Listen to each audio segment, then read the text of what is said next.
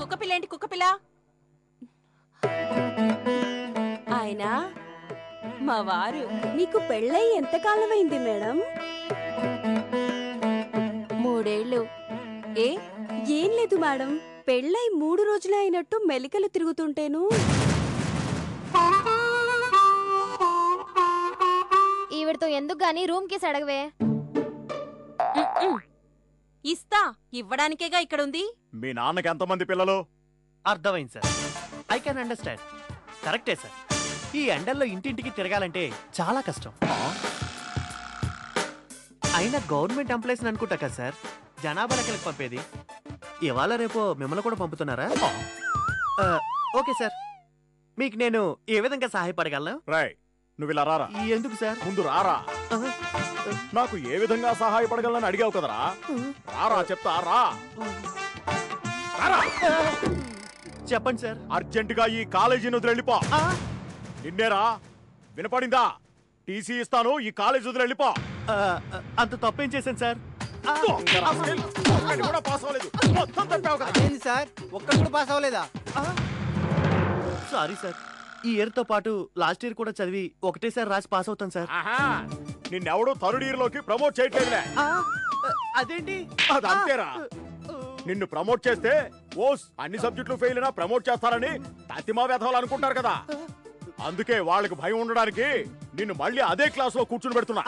Sir, అన్యాయం sir. అందరూ నన్ను అదోలా చూస్తారు సార్. రకరకాలుగా చూడాలనేరా నిన్ను ఇలా చేసింది. ఈయన మా బావగారండి. ఆ లక్కీ గారు నా వెంట పడకుండా నాకు కాపలా వచ్చారండి. బావగారండి, ఈ అశోక్ గారు చాలా మంచివారండి. ఏమో, ముందు నువ్వు ఆ లక్కీ గాని కూడా మంచోడని అన్నావు. అయినా ఇలాంటి వాళ్ళని నమ్మకూడదు వెంకటలక్ష్మి. చూడు, ఇక్కడి నుంచి మా వెంకటలక్ష్మి ఎవడన్నా మాట్లాడాడనుకో తోలు తీస్తా. ముందు ఆ లక్కీ గారు నాకు కంటపడాలి. అప్పుడు అప్పుడు చెప్తా మిగతా వాళ్ళ సంగతి. ఏంట్రా చూపు, గుడ్లు తోడతా. వా ఏంటి?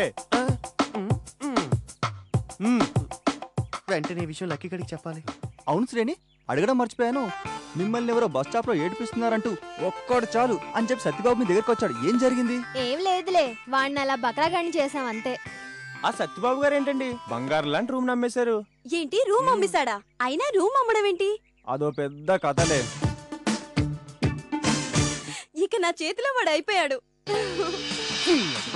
నీ వల్లే ఫెయిల్ అయ్యాను రా. తొక్కలో నీ లవ్ కోసం అర్థమైన స్కీమ్లన్నీ వేసి మొత్తం సబ్జెక్ట్ అన్ని దబ్బెట్టుకున్నాను కదా. ఆగరా, ఊరుకుంటున్నాను కదా అని ఎగిరెగిరి పడకరోయ్. ఏంటి, నువ్వు నా లవ్ కోసం సబ్జెక్టులన్నీ ఫెయిల్ అయ్యావా? మరి నేను ఫెయిల్ అవ్వలేదే. ఇది కరెక్ట్ రా.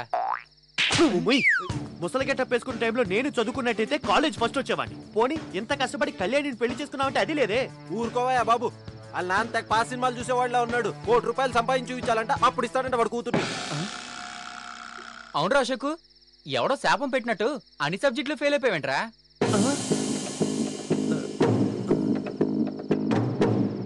నువ్వు అన్ని సబ్జెక్టులలో ఫెయిల్ అవుతావు, ఇదే నా శాపం. ఈ లఫంగ గడికి ఏం తెలుస్తుందిరా, పదా.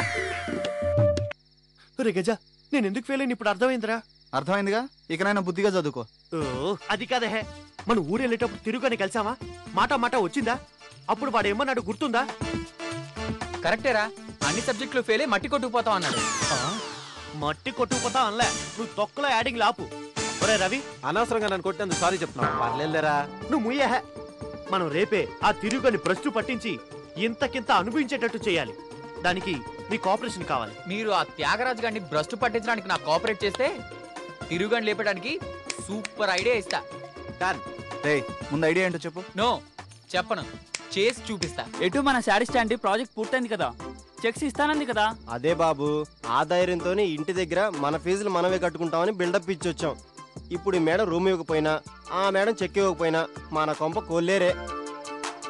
లేదు లేరా, అన్ని డెఫినెట్ గా పాజిటివ్ గానే జరుగుతాయి. పదండి. అంతేనంటావా? అంతేరా, పద.